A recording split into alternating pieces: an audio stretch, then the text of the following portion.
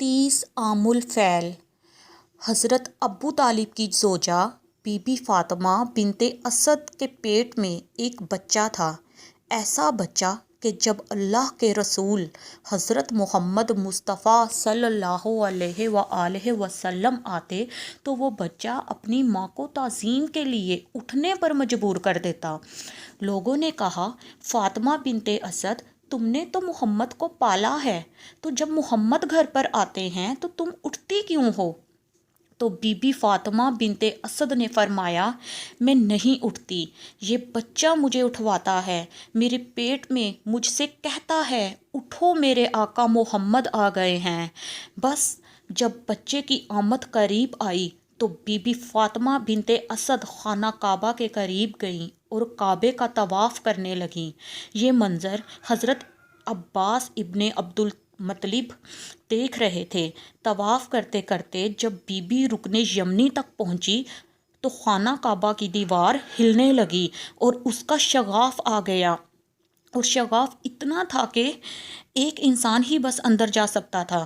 تو be be Fatima بنت اسد اندر چلی گئیں اور پھر سے دیوار کعبہ مل گئی۔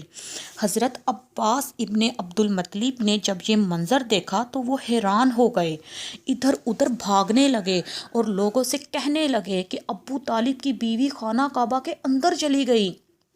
لوگ جمع ہونے لگے، حضرت ابو طالب کو بلایا گیا۔ جب خانہ کعبہ کی چابی سے خانہ کعبہ کو کھولنے کی کوشش کی جا رہی تھی تو دروازہ کھل نہیں رہا تھا۔ سب پریشان تھے، مگر ابو طالب اور حضرت محمد مصطفیٰ صلی اللہ علیہ وآلہ وسلم مسکرا رہے تھے۔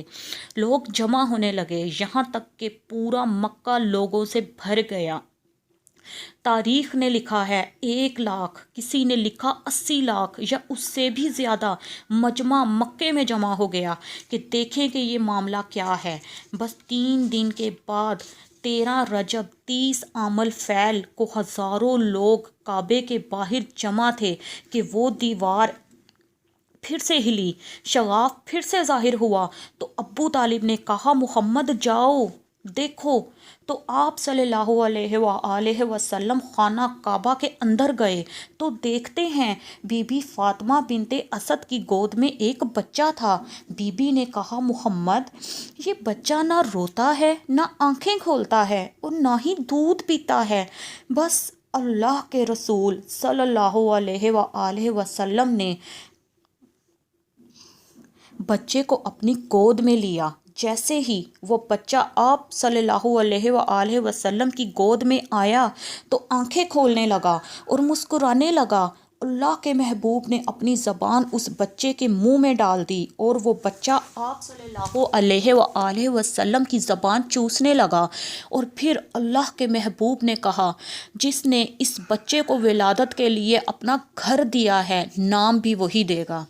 پھر فرمایا کہ اللہ کے حکم سے اس بچے کا نام علی ہے۔ بس آپ صلی اللہ علیہ وآلہ وسلم اس بچے کو گود میں لے کر باہر آئے۔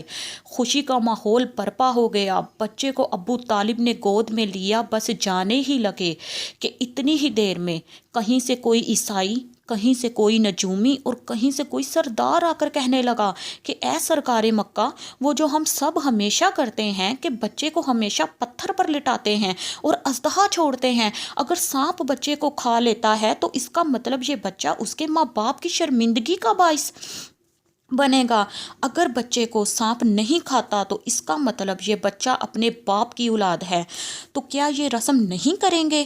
حضرت ابو طالب مسکرانے لگے اور پتھر پر اپنے بیٹے علی کو لٹا دیا۔ سانپ آیا اور جیسے ہی امام علی کو دیکھے، امام علی نے اپنے ننھے ہاتھوں سے اس اژدہا کو پکڑ لیا اور چیر کے 2 ٹکڑوں میں تقسیم کر دیا۔ عربی میں سانپ کو کہتے ہیں حیا اور کسی چیز کو پھاڑنے کو کہتے ہیں درا۔ تو بس لوگ زور زور سے کہنے لگے، حیا درا، حیا درا، حیا درا، اور یہ آواز اتنی بلند ہو گئی کہ دور سے یہ سنائی دینے لگا، حیدر، حیدر، حیدر، اور آپ کی ماں نے کہا، یہ میرا بیٹا ہے۔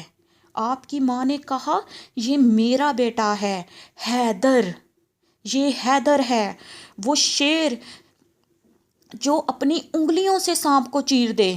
تمام اہل امام کو امام ابن ابی طالب کی آمد مبارک ہو۔ تمام اہل امام کو امام ابن ابی طالب کی آمد مبارک ہو۔ تمام اہل ایمان کو امام ابن ابی طالب کی آمد مبارک ہو۔ سلام امام ابن ابی طالب، سلام علی حیدر۔